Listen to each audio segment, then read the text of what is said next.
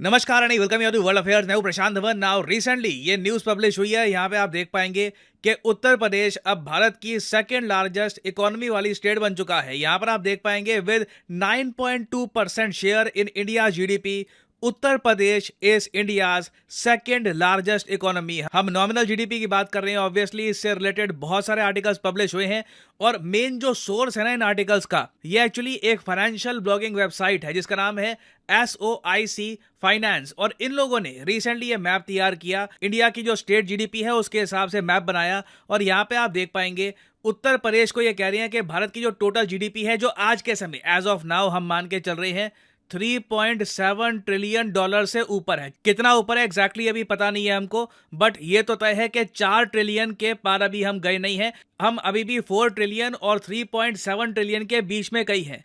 तो ये जो बड़ी इकोनॉमी है भारत की, ऐसा तो नहीं है कि ये हवा में बनाई गई है। ऑब्वियसली जो हमारी स्टेट्स हैं, बड़ी स्टेट्स, ये अपनी तरफ से कंट्रीब्यूशन करती हैं जीडीपी ग्रोथ का और उसी से मिलके बनती है भारत की टोटल कंबाइंड जीडीपी। तो अगर हम यूएस डॉलर्स की टर्म में देखें ना, तो उत्तर प्रदेश की जो जीडीपी यहाँ पे 9.2% के आसपास जो दिख रही है ना आपको, ये रफली आप मान के चल लीजिए 300 बिलियन डॉलर के आसपास आ चुकी है। This is very very important. Now interesting बात आपको बता रहा हूँ, ये जो डेटा आपके सामने, ये बाय द वे 2021-22 का है।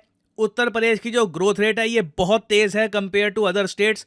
तो पिछले कई सालों से ना एक कंपटीशन चल रहा था कि महाराष्ट्र, जो विदाउट एनी डाउट नंबर 1 पे है, महाराष्ट्र के आसपास कोई भी स्टेट नहीं आती in terms of state GDP. At least अभी के लिए तो लग नहीं रहा। हाँ, 2027 में ये बदल सकता है, अभी आऊंगा 2027 में क्या हो सकता है, बट अभी के लिए आप अगर देखें तो इंडिया की जो टोटल जीडीपी है उसमें से 15% तो कंट्रीब्यूट करता है सिर्फ महाराष्ट्र।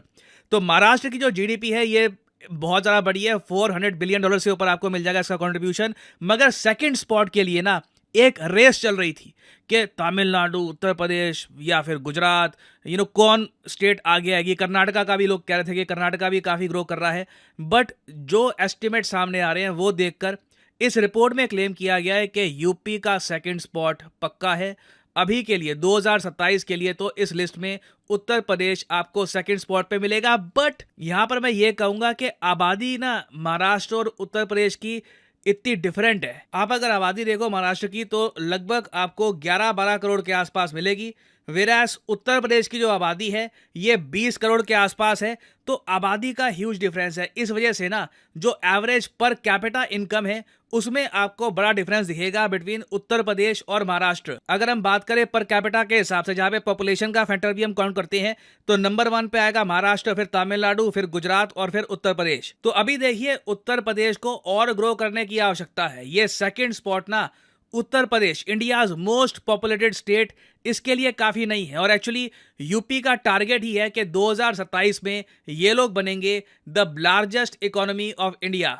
और यहां पे आप देख पाएंगे इवेंचुअल उत्तर प्रदेश का टारगेट है कि 1 ट्रिलियन डॉलर की इकोनॉमी बनानी है बाय 2027। ये इनका टारगेट है। सिमिलरली महाराष्ट्र स्टेट का भी टारगेट है, ये भी 1 ट्रिलियन डॉलर की इकोनॉमी बनना चाहते हैं। ये देखकर मुझे बहुत अच्छा लगता है। और आप मुझसे अगर पूछे ना इंडिया में इंटरनली सबसे ज्यादा इंटरेस्टिंग रेस क्या चल रही है, तो मैं यही जवाब दूंगा, उत्तर प्रदेश और महाराष्ट्र की रेस, कि इन दोनों में से पहले 1 ट्रिलियन डॉलर की इकोनॉमी कौन बनता है।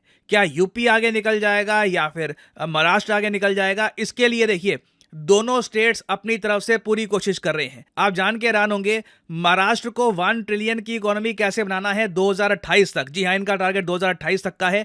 इसके लिए एक प्रॉपर इकोनॉमिक एडवाइजरी कमेटी है जिसे लीड कर रहे हैं टाटा सन्स के चेयरमैन एन चंद्रशेखरन। और यूपी को आप अगर देखें ना तो योगी आदित्यनाथ का जो ब्लूप्रिंट है उसमें इन्होंने प्राइमरली फोर फ्रंट पे रखा है मैन्युफैक्चरिंग उत्तर प्रदेश में बड़े स्केल पर करनी है, क्योंकि ना सिर्फ जीडीपी ग्रोथ, यूपी को जॉब्स भी चाहिए।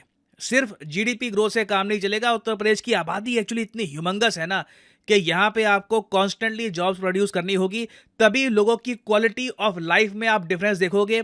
एक लोगों के हाथ में परचेजिंग पावर आएगी, लोग खरीदेंगे, ओवरऑल इकोनॉमी को बूस्ट मिलेगा। और ऐसा नहीं है कि ये सब ऑटोमेटिकली हो जाएगा कि हम बैठे रहेंगे और जापान से इन्वेस्टमेंट आएगी या फिर कोई कंट्री आके हमको बचा लेगा। देखिए कोई एक स्पेसिफिक कंट्री किसी और कंट्री को डेवलप नहीं कर सकता। ये मान लीजिए कोई पाकिस्तान में एक सिंपल उनके यहाँ एक बिलीफ है कि चाइना सब संभाल लेगा, चाइना डेवलप कर लेगा। इन दी एंड खुद को आप अपने आप ही उठाते हो, अपना दम लगाते हो और आपको खुद को उठाना होता है।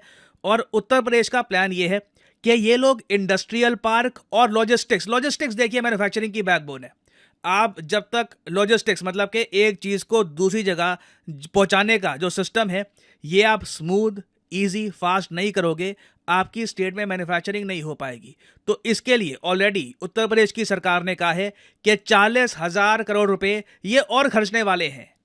उसके अलावा आप अगर देखें तो उत्तर प्रदेश में ना रिकॉर्ड तोड़ स्पीड से जो एक्सप्रेसवे बनाए गए हैं, इनके इर्द गिर्द 32 इंडस्ट्रियल सिटीज बनाने का प्लान है। ये जो इंडस्ट्रियल सिटीज हैं, अगेन मैं ये कहूंगा ये कोई आम शहर नहीं होंगे। इंडस्ट्रियल सिटी प्राइमरली मैन्युफैक्चरिंग को सपोर्ट करने के लिए बनाई जाती है। यहाँ पे आप कह लीजिए बड़े स्केल पर वर्कर्स, इंडस्ट्री से रिलेटेड जो लोग हैं वो रह सकते हैं।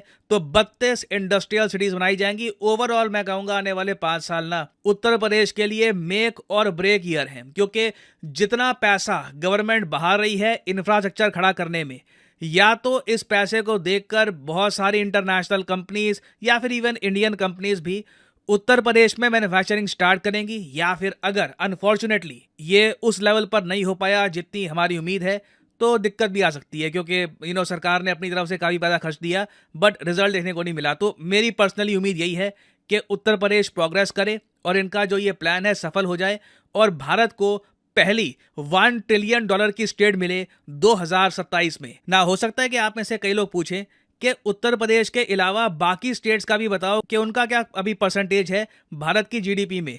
तो यहाँ पे आप देख पाएंगे तमिलनाडु का बहुत ही इंप्रेसिव शेयर है 9.1%। आबादी के हिसाब से तमिलनाडु बहुत ही ज्यादा अच्छा कर रहा है। एक और चीज मैं यहाँ पे मेंशन कर दूं, नॉर्थ ईस्ट का कंट्रीब्यूशन बहुत ज्यादा कम है। अरुणाचल प्रदेश 0.1%, मेघालय 0.2%, त्रिपुरा 0.3%, मिजोरम 0.1%, आसाम ही आप कह सकते हैं यहाँ पे मेन इकोनॉमिक सेंटर स्टेट है। ये हमें चेंज करना होगा। नॉर्थ ईस्ट का जो कंबाइंड कंट्रीब्यूशन है ना भारत की जीडीपी में, मेरा मानना है एटलीस्ट हमको 7 to 8% के आसपास रखना होगा।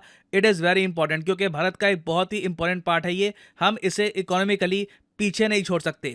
सिक्किम का भी आप देख लीजिए सेम केस आपको मिलेगा, 0.1% कंट्रीब्यूशन है। बिहार आप देख लीजिए 3.7%। ये एक और स्टेट है जिसे इंप्रूवमेंट की आवश्यकता है, क्योंकि तेलंगाना, मैं आपको बताऊं तेलंगाना अगर जो टोटल कंट्रीब्यूशन है जीडीपी में इसमें 4.2% दे सकता है, तो बिहार 3.7% पे क्यों? जबकि बिहार की जो आबादी है ये 13 करोड़ के ऊपर है, तेलंगाना की आबादी 4 करोड़ के आसपास है। तो ये जो गैप है ना ये भी हमको ब्रिज करना होगा। और ऑफ कोर्स हम अगर इंडिया के नॉर्थ में देखें तो यहाँ पे आप देख पाओगे जम्मू कश्मीर का भी अभी जो कंट्रीब्यूशन है काफी कम है, 0.9%। जम्मू कश्मीर में जैसे जैसे इन्वेस्टमेंट्स आएंगी, जॉब्स बढ़ेंगी, यहाँ का कंट्रीब्यूशन भी आपको बढ़ता हुआ दिखेगा। सेम केस मैं कहूंगा हिमाचल प्रदेश, उत्तराखंड, इवन पंजाब मैं कहूंगा। पंजाब में बहुत पोटेंशियल है बट अभी भी यहाँ पे जो टोटल कंट्रीब्यूशन है पंजाब का ये बिहार से भी कम है। पंजाब आपको मिलेगा 3.4% पे। तो नॉर्थ में मैं कहूंगा नॉर्थ और नॉर्थ ईस्ट में बहुत पोटेंशियल है ग्रोथ का, मैन्युफैक्चरिंग का। और इससे ओवरऑल भारत का जो सपना है कि पहले $5 ट्रिलियन की इकोनॉमी और फिर इवेंचुअली हम ये भी चाहते हैं कि दुनिया की 3rd लार्जेस्ट इकोनॉमी हम बन जाएं, ये सब हम साकार कर पाएंगे। और फाइनली यहाँ पे मैं आपसे एक क्वेश्चन भी पूछूंगा जिसका आंसर आप सब लोग करोगे कमेंट सेक्शन में। क्वेश्चन यहाँ पर यह है कि हाल ही में वो कौन सा देश है जिसने अफगानिस्तान को भी पीछे छोड़ दिया ओपीएम की प्रोडक्शन में? ये है यहाँ पे आपकी ऑप्शंस, पाकिस्तान, म्यांमार, कंबोडिया या फिर नॉर्थ कोरिया। कमेंट सेक्शन में करिए उत्तर। जो लोग सही आंसर देंगे कोशिश करूंगा कि उनकी कमेंट को मैं हार्ट दे दूं ताकि बाकी लोग समझ पाए कि सही उत्तर क्या है। और अनअकैडमी के देखिए ऑफर चल रहे हैं आज के समय। ये जो ऑफर्स हैं इनको आप यूज कर सकते हैं टू गेट डिस्काउंट। तो कमेंट सेक्शन में लिंक आपको मिल जाएंगे। आप यहाँ पर कोर्स ओपन करके you can use the code PD10 और आपको डिस्काउंट मिल जाएगा। और जो सेल्स टाइम टू टाइम आती रहती है इनका भी आप लाभ उठा पाएंगे। So this is the end of the video. Thanks for listening and as always may the gods watch over you.